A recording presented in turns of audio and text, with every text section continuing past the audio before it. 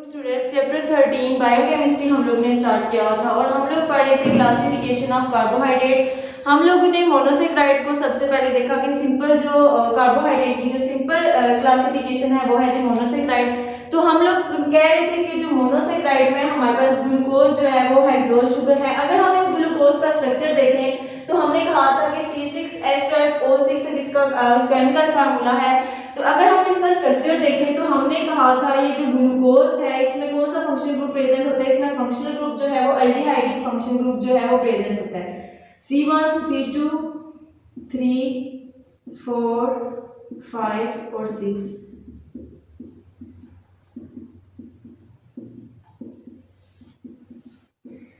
ये है जी हमारे पास ग्लूकोज का स्ट्रक्चर फार्मूला।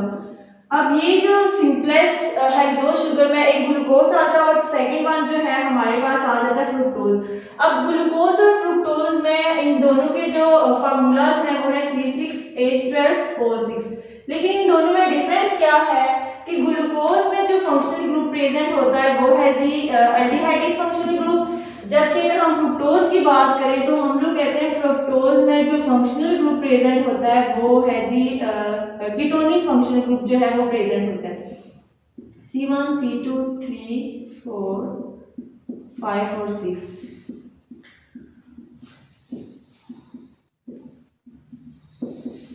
यहाँ ये इन दोनों में डिफरेंस आ जाता है ग्लूकोज और फ्रुक्टोज में कि ये फ्रुक्टोज है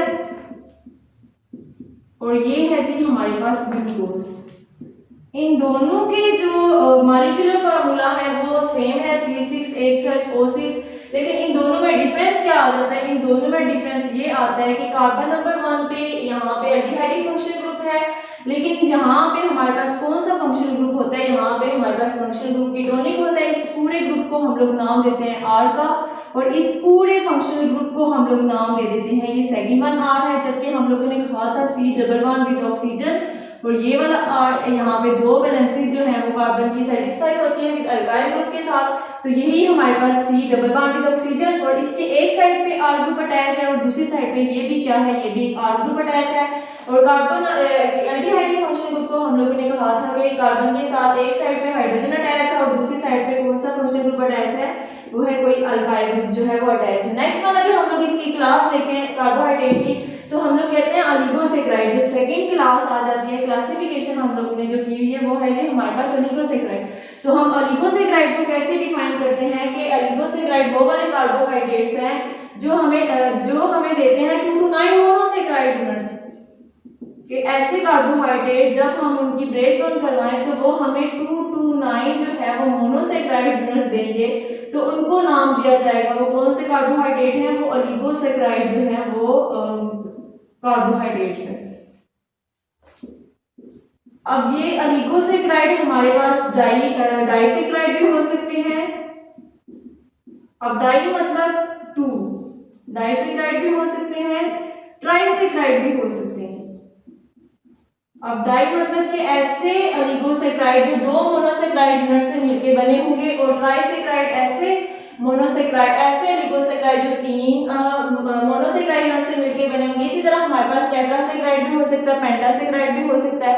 तो हम सबसे पहले देखते हैं जी डाइसेक्राइड। अब जो हमारे पास ऐसे अगर डाइसेक्राइड को डिफाइन करें तो हम लोग कहते हैं ऐसे ओलिगोसेक्राइड जो 2 मोनोसेक्राइड यूनिट से मिलके बने हैं, जैसे कि नाम से भी पता चल रहा है डाई मतलब 2 और सेक्राइड हम लोग कहते हैं स्वीट यूनिट को। ऐसे कार्बोहाइड्रेट जो 2 मोनोसेक्राइड यूनिट से मिलके बने होंगे उनको नाम दिया जाएगा, वो क्या है जी, वो डाइसेक्राइड है। अब डाइसेक्राइड में हमारे पास जो बेस्ट एग्जांपल आ जाती है वो है जी सुक्रोज की। अगर हम इस सुक्रोज का मॉलिक्यूलर फार्मूला देखें तो हम लोग कहते हैं C12, H22 और O11। अब यहाँ पे क्या होगा, अगर हम इस सुक्रोज की ब्रेक डाउन करवाएंगे तो ये हमें 2 जो है वो मोनोसेक्राइड यूनिट देगा। क्या करेगा, ये 2 मोनोसेक्राइड यूनिट देगा, C6H12 और O6। सेकेंड वन क्या होगा, C6H12 और O6। तो यहाँ पे हम लोग क्या लेते हैं कि यहाँ से क्या होगा, एक को हम लोग नाम देंगे वो क्या है, वो ग्लूकोज है और सेकंड वन हमारे पास क्या होता है वो है जी फ्रुक्टोज।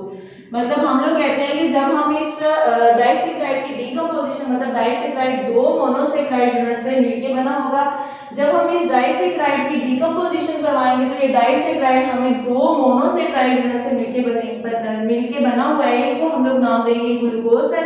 सेकंड वन हम लोग कह देंगे फ्रुक्टोज। और इन दोनों में क्या डिफरेंस है, इसमें एल्डिहाइड फंक्शन ग्रुप प्रेजेंट है और फ्रुक्टोज में कौन सा फंक्शन ग्रुप प्रेजेंट है, फ्रुक्टोज में हमारे पास कीटोनिक जो है वो फंक्शनल ग्रुप प्रेजेंट है। अब हम लोग बात करते हैं जो सुक्रोज है, इसके अलावा हमारे पास एग्जांपल आ जाती है लैक्टोज की, इसके अलावा हमारे पास एग्जांपल आती है जी माल्टोज की। अब लैक्टोज और माल्टोज में क्या है कि ये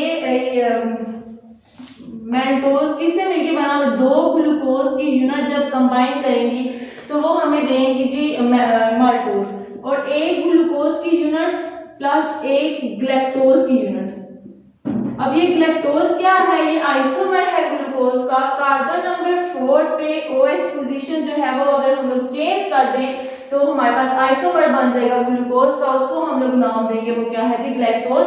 अब लैक्टोज जो है एक ग्लूकोज यूनिट और एक ग्लैक्टोज यूनिट से मिलकर बना होता है, ये दोनों हमने कहा कि ये भी डाइसैकेराइड है, ये भी डाइसैकेराइड, लैक्टोज भी डाइसैकेराइड है और माल्टोज भी क्या है डाइसैकेराइड है, मतलब ये दो मोनोसैकेराइड यूनिट से मिलकर बने होते हैं।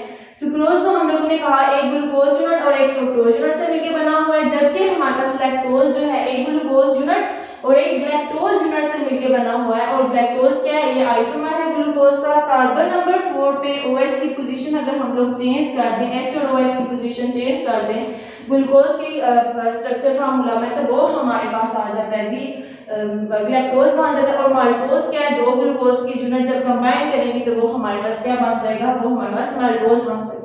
अगर हम इस सुक्रोज की बात करें, सुक्रोज प्रेजेंट कहाँ पे होगा, इस सुक्रोज को हम लोग नाम देंगे शुगर केन भी कहते हैं। सेकंड वन हम लोग कहते हैं ये प्रेजेंट होता है पाइनएप्पल में। शुगर केन में इसकी कितनी परसेंटेज प्रेजेंट होती है, हम लोग कहते हैं 16 to 20% जो है ये शुगर केन में प्रेजेंट होता है, और 10 to 15% जो है ये पाइनएप्पल में प्रेजेंट होता है। अगर नेक्स्ट हमारे पास जो सेकंड वन जो हमारे पास ट्राइसैकेराइड आ जाता है, तो हम लोग कहते हैं कि ऐसे तमाम ओलिगोसैकेराइड जिनमें जो तीन जो है वो मोनोसैकेराइड यूनिट होंगी तो उनको नाम दिया जाएगा, जो तीन मोनोसैकेराइड यूनिट से मिलके बने होंगे तो उनको नाम दिया जाएगा किस चीज का, वो ट्राइसैकेराइड, मतलब उनमें मोनोसैकेराइड यूनिट्स कितनी होंगी, उनमें मोनोसैकेराइड यूनिट जो है वो तीन होंगी। तो बेस्ट एग्जांपल आ जाती है हमारे पास रैफिनोज की,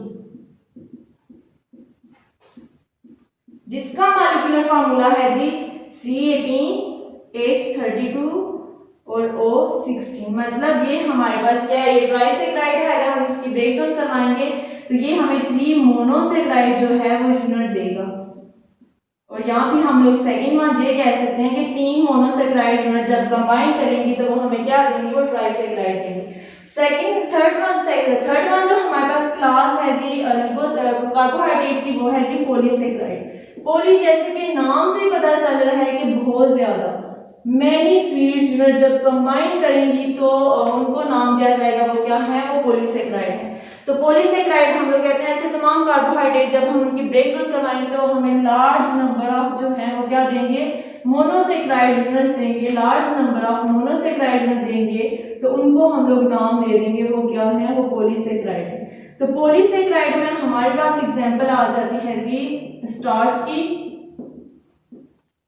सेकंड वन हम लोग कहते हैं ग्लाइकोजन की। इसके अलावा हमारे पास सेलुलोज,